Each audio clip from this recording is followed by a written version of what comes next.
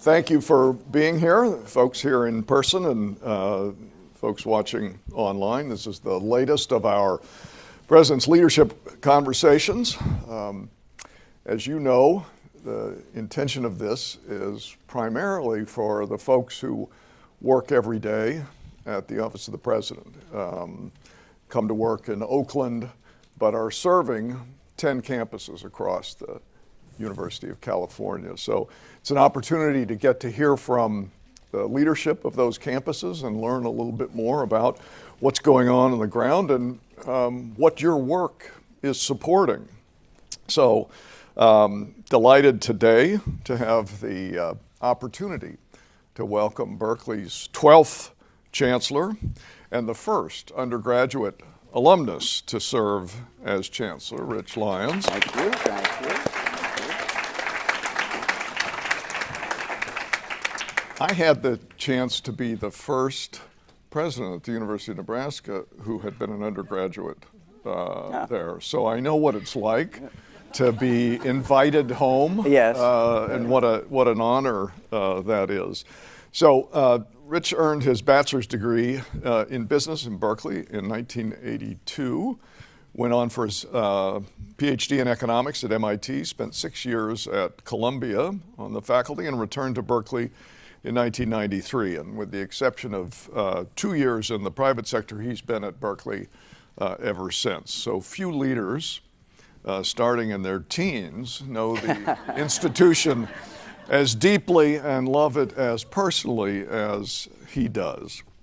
Before becoming the chancellor, he served for a decade as dean of the Haas School of Business, where he raised 8 of the 10 largest gifts in the school's history, launched new academic programs, and helped shape a culture that continued to define the school today. And I'm particularly fond of the 4 principles which live on after you've moved on, the 4 principles that he and his team developed for the culture at Haas was question the status quo, confidence without attitude, students always, and beyond yourself. Pretty good and still have currency. He leads the top-ranked public university in the country.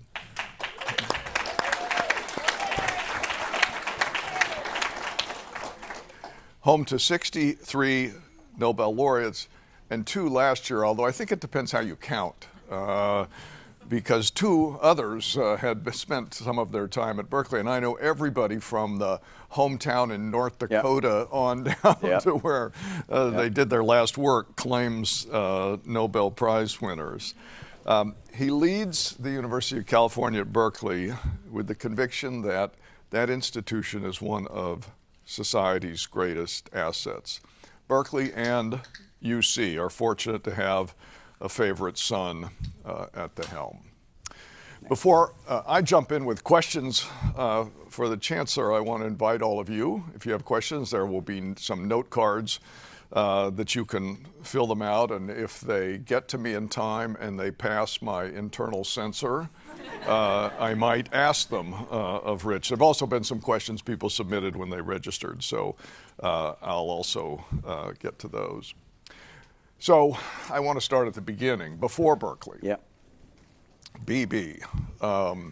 So just tell us a little bit about growing up, where circumstances, that kind of thing. Yeah. Well, thanks for this opportunity, by the way. I really appreciate it. And I see so many friends and colleagues in the room.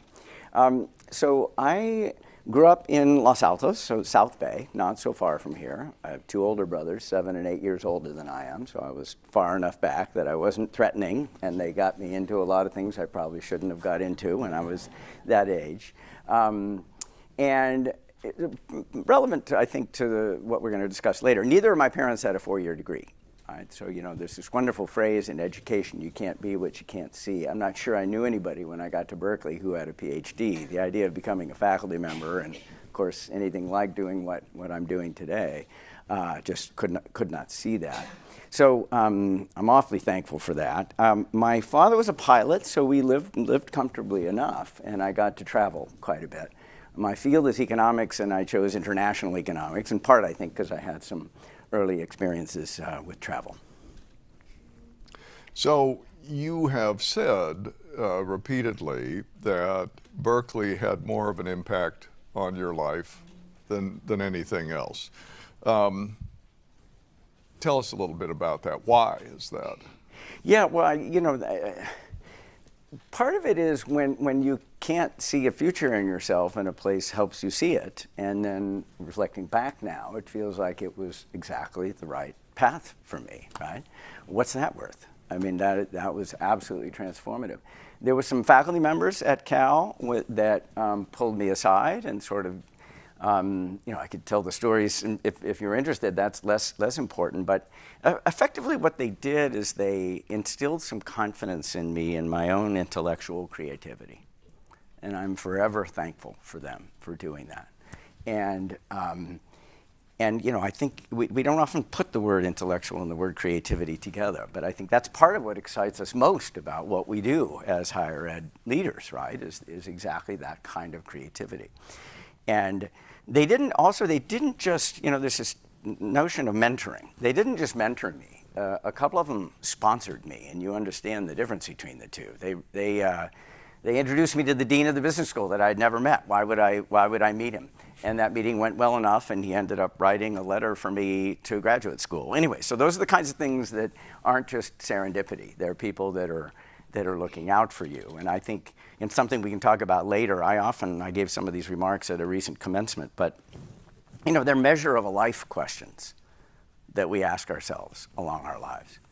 And one of the ones that I mentioned at the most recent commencement was, how many people did you lift? And I think that's one of the great things about what we do is we collectively lift a lot of people, but people lifted me, and I'm super thankful. I suspect you did that for others. I've done my best. On the faculty and when you were dean. We do our best, right? That's part of what we do, right? But I think some of that starts with being thankful for what, and seeing it so clearly. They did not need to do that. Yeah. And they did. My guess is that everybody who serves in these kinds of positions, and most people in the room, could identify individual faculty members, know their name, can picture them, that made a transformative difference in their trajectory. Absolutely. I have my undergraduate advisor's portrait on my wall upstairs. Love it. Because of that very thing. Yeah. So what about you've talked a lot about your academic path. So tell us a little bit about the social or personal. When you were at Berkeley, what stands out in your memory? That's all the time we have. Thank you very much for coming. Look, the undergraduate years are remarkable years, and they're just so many. Part of it is, Carol Chris said this so well, as first I heard it, my predecessor at Berkeley. You got to find your neighborhood, right? It's a big place. These big universities are kind of like cities unto themselves. You got to find your neighborhood. And it just turned out that, so I got there in 1979, it turned out that, housing availability, the campus provided housing was even less than it is today. I don't know whether it's because I lived within a radius. Anyways, I didn't get into the dorms. And so I moved into a fraternity as a first semester freshman. And that was a wild ride. I had a neighborhood from the get-go, people that I was very close to, still am close to. So anyways, that's one piece of the experience. I think the other part of the experience is when, again, the idea of getting a graduate degree, or much less a PhD, certainly not on my mind, but I think you start feeling like you're in a groove, right? That there's some flow coming on. And that started happening pretty early on while I was there. And just one quick story, another story. I remember I took a course, Shakespeare for non-majors. I'm an economist. My field, I was a business major, but I took Shakespeare course, and I still remember that faculty member lecturing on Shakespeare, and the thrill, the joy. It's like, I want some of that, right? So this was not my field. But it's sort of like he loves what he's doing.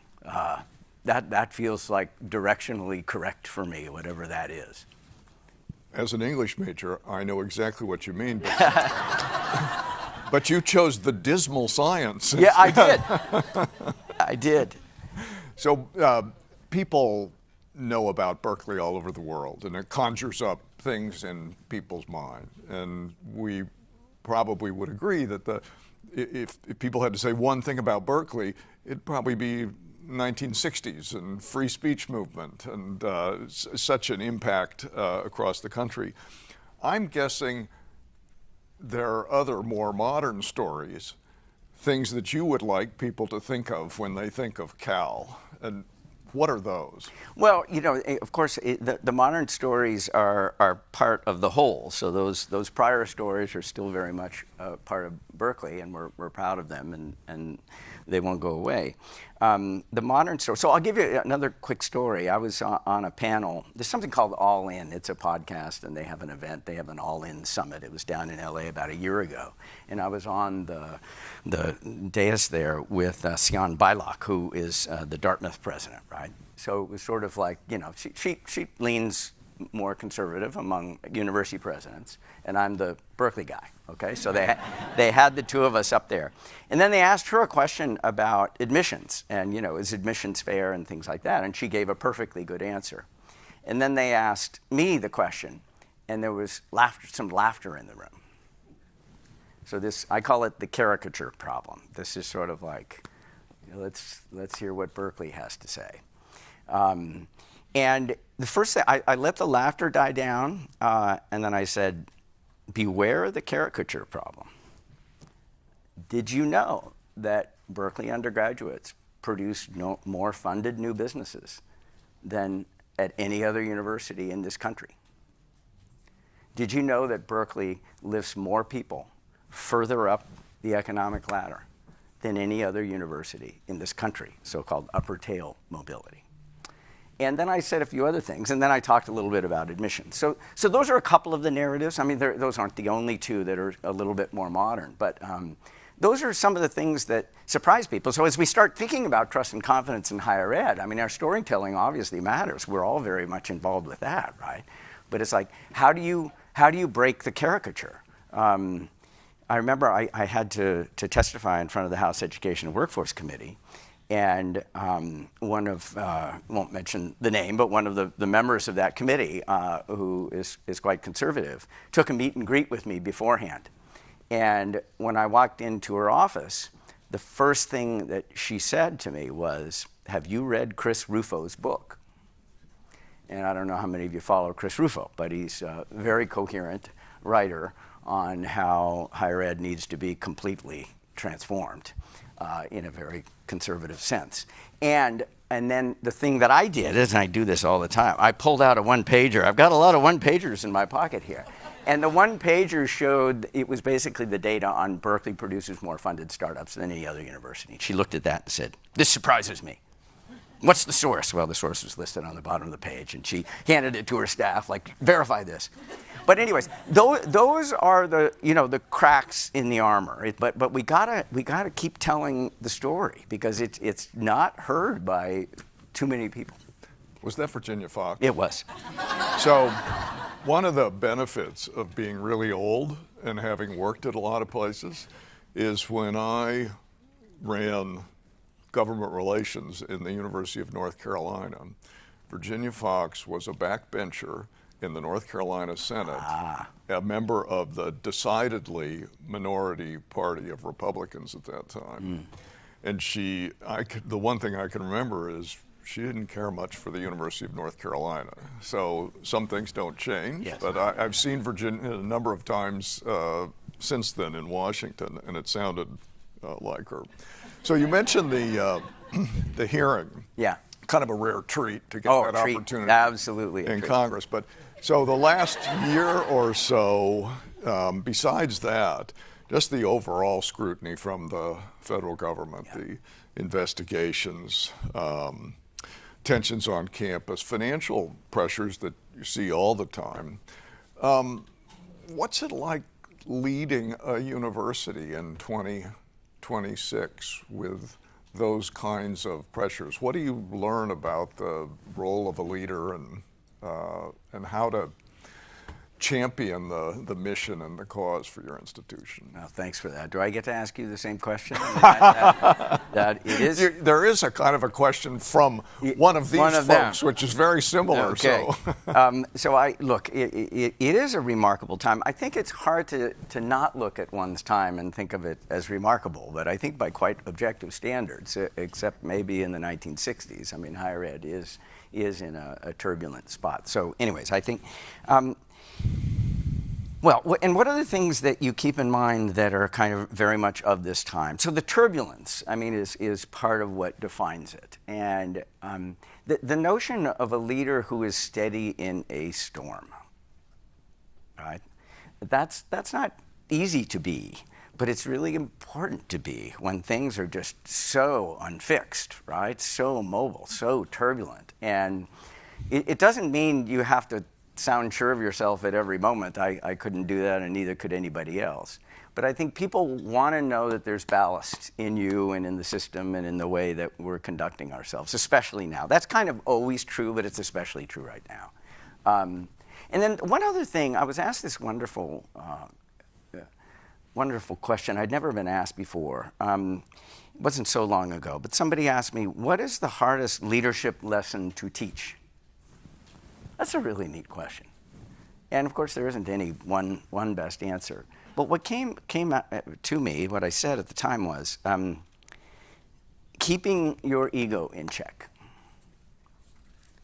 Because it's kind of easy to get carried away in these jobs. For crying out loud, what happened to you, right? And it's not to say that I'm doing this perfectly or other people aren't, but I think it's something that is always there. And that may be a little less of this particular moment. That might be more generalized. But I think, well, I'll give you a more concrete example, sort of keeping your ego in check. It's sort of like when we make a difficult decision that is protecting our people, right?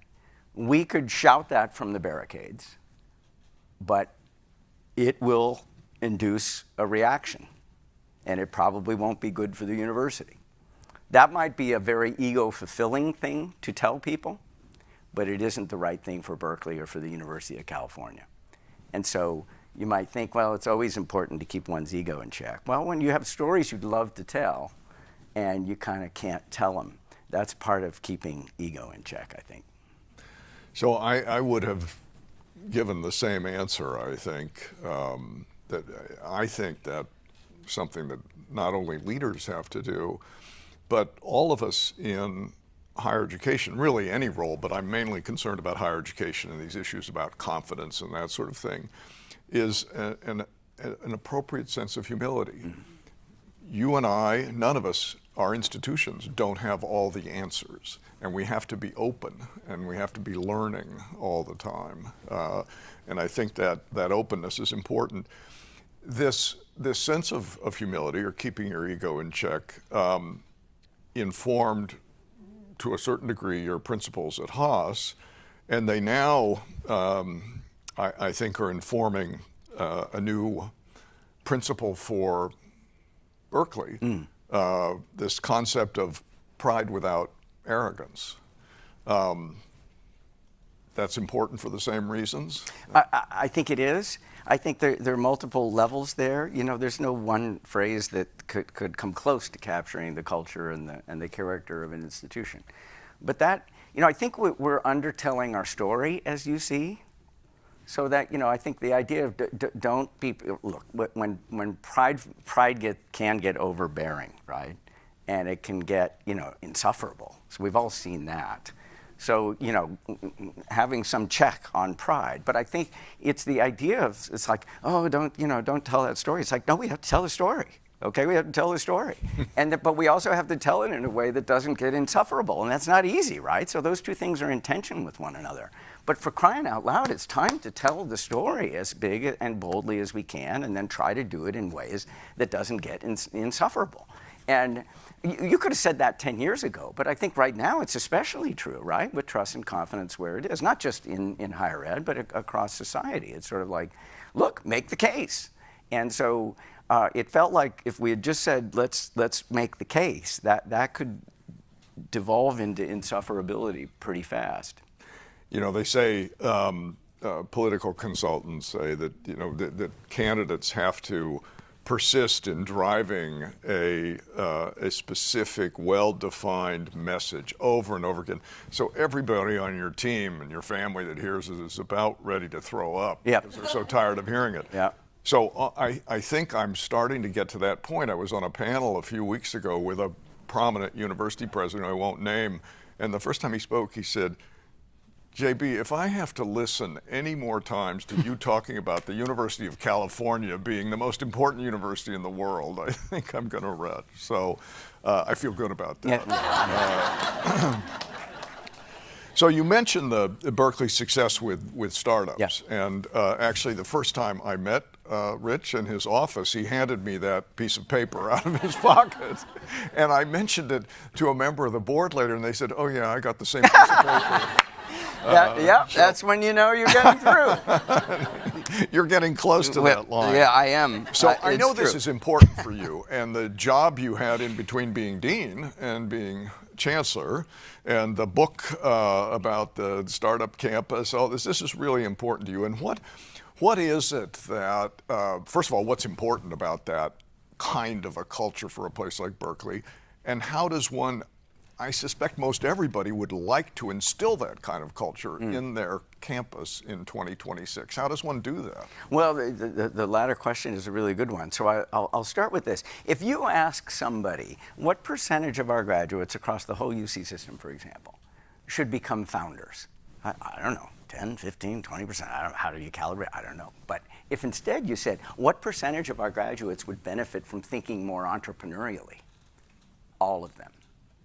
Whether they want to go into the arts, or they want to go into the public sector, or the civic sector, or the private sector, it's sort of like you need to be recognizing opportunity and you need the skill set. You need a sense of agency. I can have an impact on the world. How do we deliver a sense of agency? Are they stronger thinkers when they graduate from us? Of course they are. But we need to have them also be doers, right? And a sense of being able to do and act on and in the world, right? So those are some of the things when we think about, you can think about entrepreneurship as, oh, it's just startups, it's just commercial, it's sort of like, oh, it's bigger than that, right? And so how do you create that wider frame? So if somebody said, well, we really want to lean into this, we're going to add 10 more sections of entrepreneurship class. It's like, well, the classics undergraduate major doesn't take that class, and neither do so many other people. So we created a different narrative. We said, let's create a course. We created it about 5 years ago. A team of people created it. And the name of the course, over 500 incoming students signed up, and it had no history. And the title of the course was The Berkeley Changemaker. Change-making is a narrative that the humanists can connect to, and the social scientists and the scientists, and across the board. It's sort of like you need a capacious enough narrative that people can start to think about thinking more entrepreneurially without thinking like they're taking an entrepreneurship class. And so that, I think that speak into their listening, right? Finding a way for people across the board to hear it. That's what we tried to do. So part of the narrative about confidence and the lack of confidence or declining confidence in universities has to do with people's reaction that there's a political thumb on the scale, or there's influence or indoctrination or whatever it is. It's pretty clear, we're in some tough culture wars, and no matter how you come down on that question. But one of the things that I think is important, and I know you do, is preparing our students to deal with this, to engage in a healthy and productive and civil way. And so some of the courses that you've all launched at Berkeley, these programs like Sense and Sensibility in Science, Openness to Opposing Views. Talk about your thinking behind that and what you're trying to accomplish. Well, thanks. I mean, you used you, and of course these things come out of these remarkable institutions we oversee. I know you know that, but it's not like I had the idea of these courses. But you, when you see and feel the ideas, I think you support them, and a whole bunch of people have been supporting them. But so Sense and Sensibility in Science. Thank you for keeping your ego in check. but you know it's true. Sense and sensibility in science. So Saul Perlmutter, who taught the world that the universe is not just expanding, which we've known for generations, but expanding at an increasing rate. So he won the Nobel Prize. And then he built a course. It's a thinking tools course.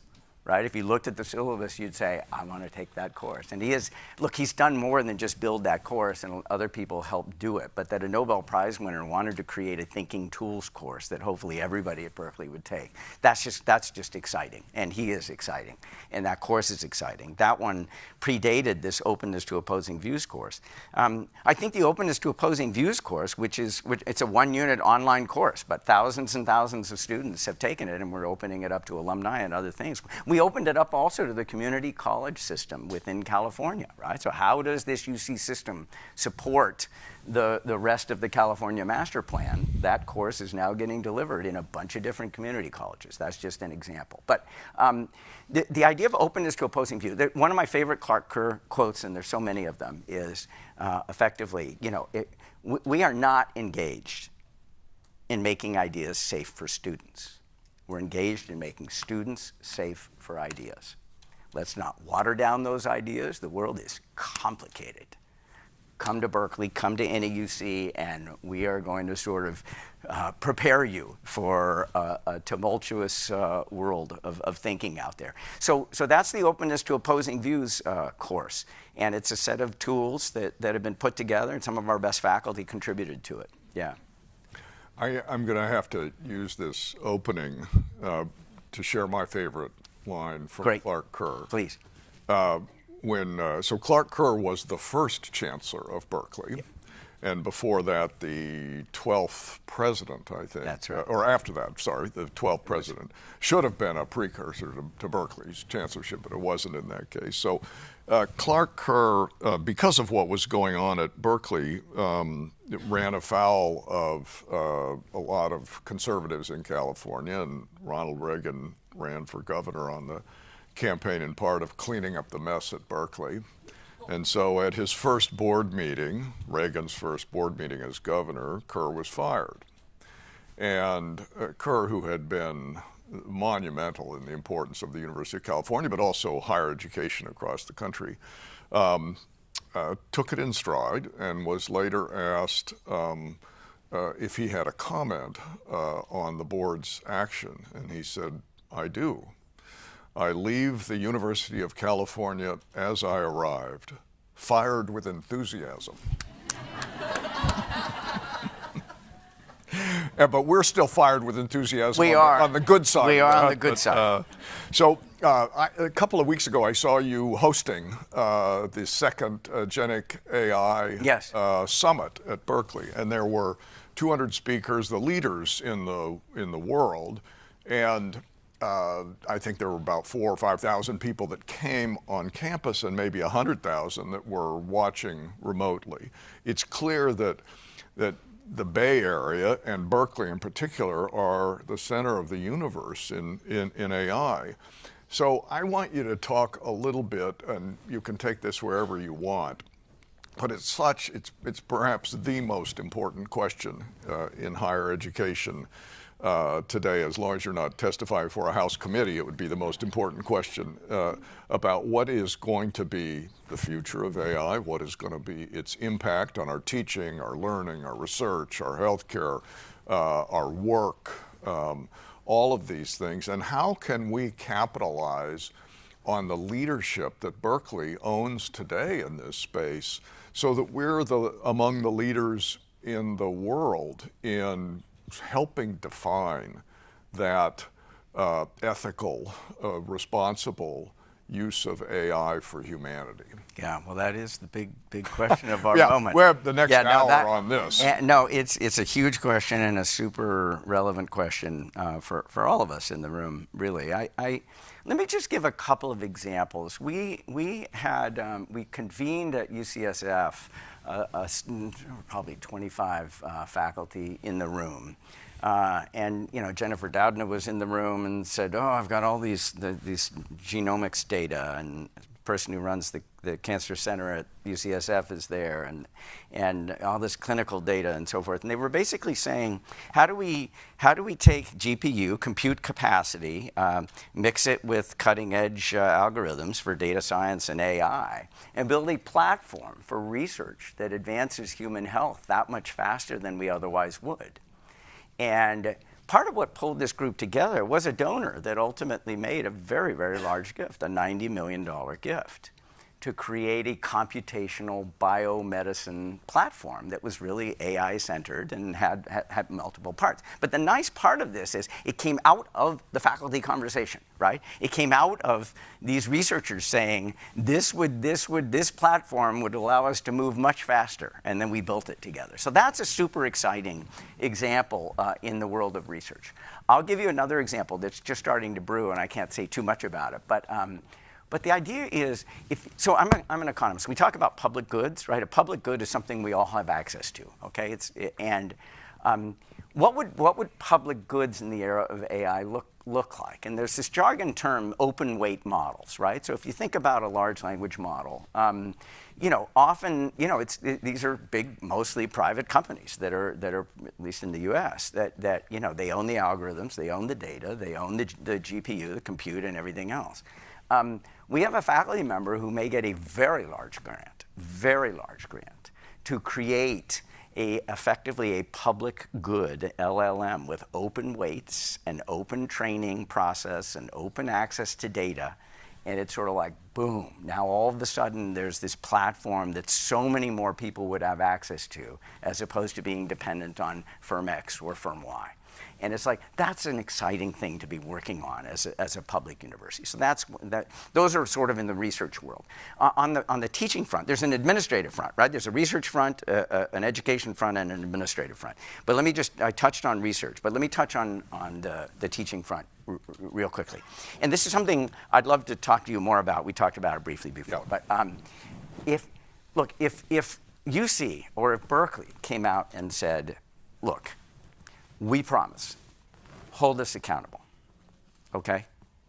Hold us accountable for this. We are going to produce the strongest generation of critical thinkers we have ever produced. Nobody has said that in higher education, and I'm convinced it's doable.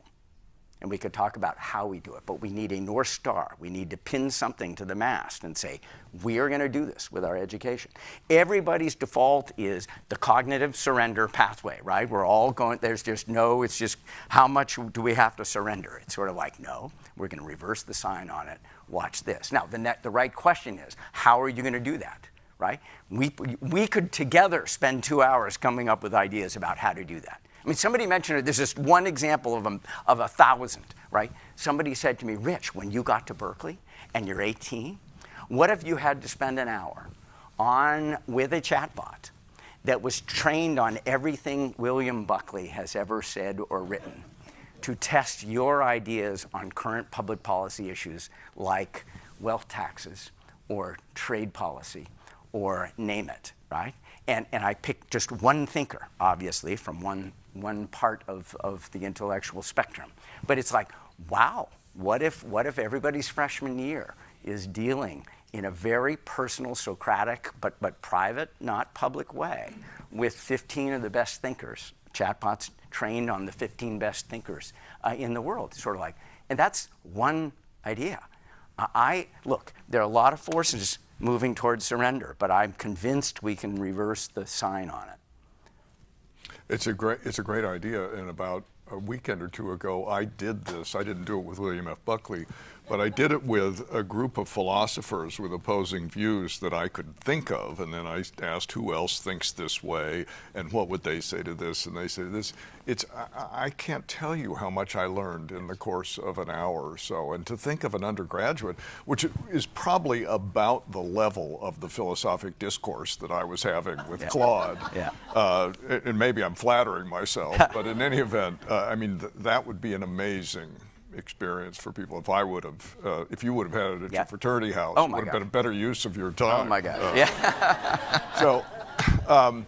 So it's AI is, everybody's thinking about it all the time, and the possibilities we can't even conceive of. But something that we can conceive of, that we've known about for a long time, that we haven't exactly been maybe the leaders in, is something as now mundane as online education and delivery outside. A lot of people think that UC, all of UC, has to think about ways. When the master plan was issued in 1960, there were 14 million people. There are over 40 million people now in California. And the demand is much greater. The college going rate's higher. People want more of what we have. So, obviously we have to think about how to reach more people during a certain period in their life, but probably for the rest of their life as demands are going to change as people move through their careers. What do you think about that? What should Berkeley in particular be doing in that space? Yeah, well, I think the answer would be similar, I hope, across all of UC, but a couple of thoughts. The idea of lifelong learning has been around an awfully long time, right? And when massive open online courses came out and everybody said, just go to Khan Academy, you're going to get disrupted, game's over for you, right? So that's not a new idea. I think part of what we are seeing. Well, let me say it this way. Well, okay. So I want to stop you for just a second. So it's not a new idea, but Arizona State University has more students enrolled in California than any one of our campuses. You're right. Well said. Okay. And no, so I'm not saying there isn't something to be done. There's certainly something to be done. But I think part of what makes that exciting is that we have opportunities to do something that we didn't have in the past. That's part of what Michael Crow at ASU has been taking advantage of. So let me give one example. I think part of it is what does sort of curated knowledge delivery look like, right? There's this jargon term. You talked about AI earlier, right? It was mentioned at this conference, but recursive self-improvement. That's what people in AI are saying. When these machines are recursively, so if you thought about kind of fitness, your physical fitness, right? It's sort of like, how often are you with the trainer? But the trainer is the human. Recursive self-improvement is AI that is now just improving itself 24/7 without any human interaction. That's kind of the moment where it's not clear where it goes. All right. So the reason I mention that is because if you think about what we can do with AI and how we curate knowledge and personalize it in much more personalized ways, there's clearly a lot of room to be able to do that in ways that we hadn't before. In some sense, that's what's happening. Look, when I missed a lecture at Berkeley in 1979, a physics lecture or whatever, there was something called Black Lightning notes. Now, I tried to go to every lecture, but I missed a few, and I occasionally bought the Black Lightning notes. Today, students, they have an audio of that lecture that you just gave last semester, and it's in Notebook LM, and I can listen to it as a podcast. Why would I go to class? Now, I think it's essential that students go to class and that they engage with the material. That's key. But we are seeing across our campuses a drop-off of sort of class attendance. And so how we get that going in a much more curated way and understand how the people are demanding what we're doing differently. Last comment, I remember when you think about the California Master Plan, we had a donor that came to us not long ago and said, how are you serving people who don't need, don't want, or can't afford a 4-year degree? How is Berkeley serving them? Because that's also something that society has been asking us, right? And then I remember not long after that, I went to the head of our extension program. All of our campuses have extension programs. How many people do you serve per year? 17,000. These are non-matriculated students. So when you ask how many students are there at Berkeley, we'll tell you how many undergrads and how many grads, but we don't talk about how many we serve in extension. If you just added up the number of extension people served across our system, it's an enormous number. So anyways, I think the idea of, I don't know if it's a fourth pillar in the master plan, but the idea of let's add up what we're already doing across our extension programs, because that's adding a lot to society. That's one part of the answer to your question. And the second part is this idea of this sort of curated AI. How do you deliver it at just the right time, at just the right curiosity spark level? And that second piece we just haven't figured out yet. So I don't know if people who submitted questions know that I have their name and the division they work in. Because this person may may get a little nervous, and you may also. Okay. So here's the question: turning it back. Yes. What is one fundamental trait or characteristic that you believe every system leader should have? Well, that's a lovely question. Thank you for that. I don't take this the wrong way, JB, but I think your job might be the only job that people would rather not have more than mine. Okay. There are too many negatives. There's a lot of negatives there, but I think so. It is just such. I'm glad I'm in the job I'm in, and I look at the complexity of dealing with the regions and dealing with Sacramento and dealing with DC. It's like a skill. I'd love to think that I have skill sets in every direction. I don't. I mean, they're just, you definitely have an advantage in areas where I'm thin. So those are things that I love that you like doing them. You clearly do. You've chosen to do them, and I think that's kind of the first thing that I see in it that's so important. One other thing that I will mention. I'm going to share this. I hadn't planned to, but I'm going to share it because it comes with this question. You called me early on when, and you'd probably been in the job a month or two. It was early on, and there was something that came up that was kind of getting difficult for me at Berkeley. And I let you know, or I let Jenny know, somehow it got to you. And you called me and you said, Rich, this is the first I'm hearing about this. You could have let me know sooner. The worst that could happen is we agree to disagree. But let me know next time this comes up. That was really good leadership. Oh, well. So that's the last time we've talked, so. Okay. You just talked about how bad your job is and how bad my job is. How do you deal with the stress of this role? Yeah, well, I think for all of us need a meditation, using that word metaphorically, and mine is playing guitar. I play a little bit every day, and it restores me. It resets me. And I'll share maybe too much information, but I often, when at night, if I'm not sleeping, so it can be like, 2 in the morning, I'll go in the back bedroom and play guitar for half an hour. And that resets my head. I'm not spinning like a hamster wheel on the same stuff anymore. I'm in a different place, and I usually fall right back to sleep. So I do that almost every day, and it absolutely works for me. So I hope each of us has a place where we can go that restores. Better than screen time at 2 in the morning. Yes. Yeah. So actually, someone has asked if you had a chance to play guitar. So this is somebody who obviously knows about your avocation. If you have a chance to play guitar with any musician, living or dead, who would it be? Oh boy! Oh boy! Oh boy! That is such a fun question. There's so many. Gosh. This is really an offhand. There's some great guitarists that you might imagine. Oh, I would just love to see that person play guitar, but it popped into my mind last night. This song was on an album called Rock and Roll Animal. Sweet Jane, Lou Reed. Lou Reed was. It was just such a moment in rock and roll history, and. So that's partly just out of curiosity, right? It's not that he was the greatest in ever, but I would just kind of like to see and hear what the era felt like. Yeah. Yeah. Okay, we're getting to really serious questions now.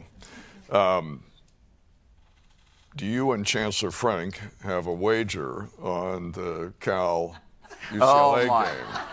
No wager, but this is. It's probably illegal for you to bet on college sports. It probably is, and no, but this is going to be a battle. You got to come out if you can. It's going to be a battle. You know, it's always been an important rivalry, but given what's happened the last few years in athletics, it's an especially interesting opening game. Yeah. So are there things, I was going to ask you that keep you up at night, but now that I know how you go back to sleep, I'm not going to mention. But I want to let's make it more positive. What are the things that get you really excited about Berkeley and the opportunities for it in the future? Well, thanks. You know, I think part of it is I'm kind of a nut for culture, but the answer is it's the way people articulate the magic of Berkeley. I hear these phrases and it's like, that's gorgeous. The first time an employer said, this is back when I was at Haas, an employer said, you know why I hire your graduates? I hire them because they have confidence without the attitude. Boom. Great phrase, something fundamental there. And then we used it and so forth. A student who was in a program that we run for first years, Berkeley's a big place, it's a cohort program, so they take 3 or 4 courses together, right? She had finished the program and was sort of telling me about it. And instead of saying the way I would have said it, you know, we got invested in each other's success, she said, we illuminate each other. Love that.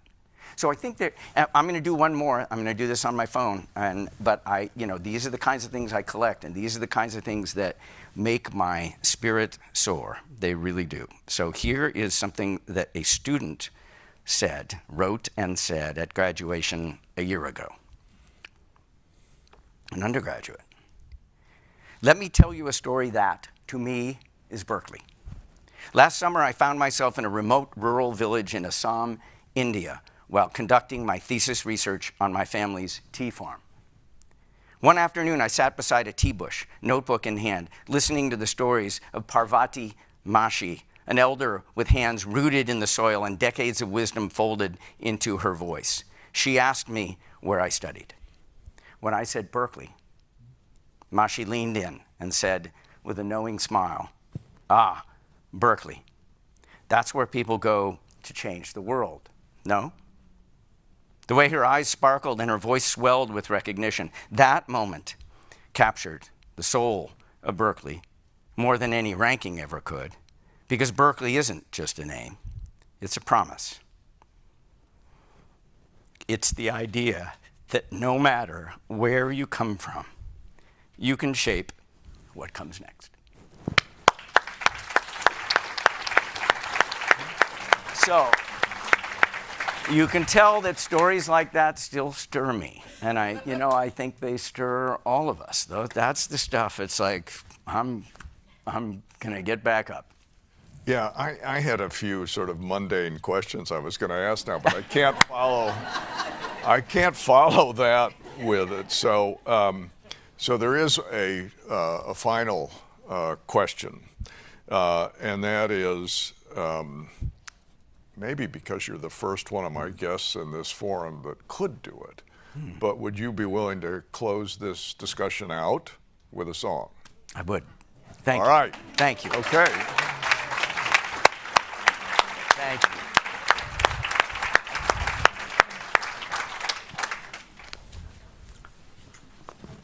Thank you very much.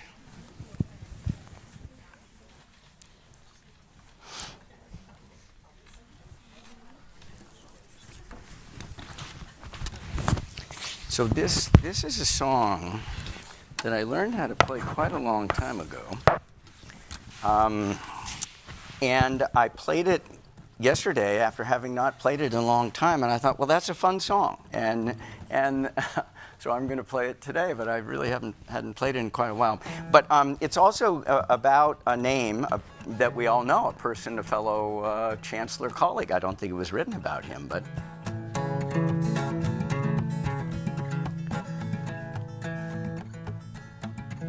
Mama Pajama rolled out of bed, ran to the police station. Papa found out, he began to shout, and he started the investigation. Against the law, it's against the law. Mama saw, it's against the law. Mama looked down, spit on the ground every time my name was mentioned. Papa said, oh, if I get that boy, I'm gonna put him in the house of detention. I'm on my way. Don't know where I'm going, I'm on my way. Taking my time cause I don't know when.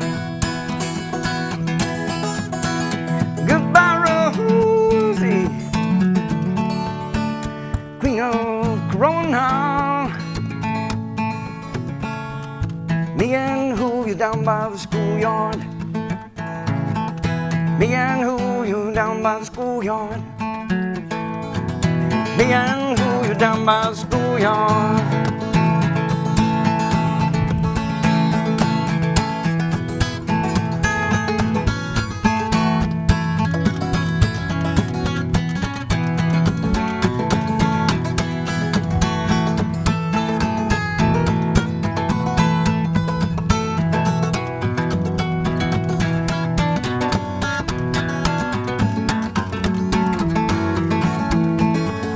Couple of days, you come take me away, press that story leave.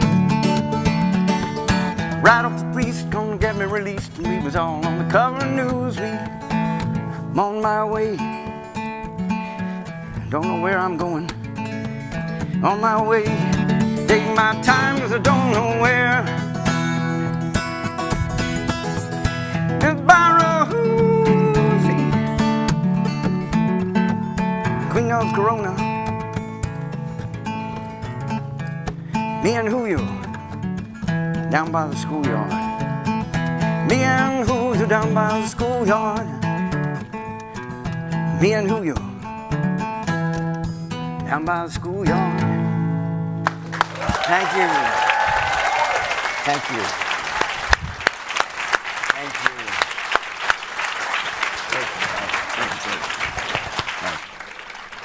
Thank you. Thank you.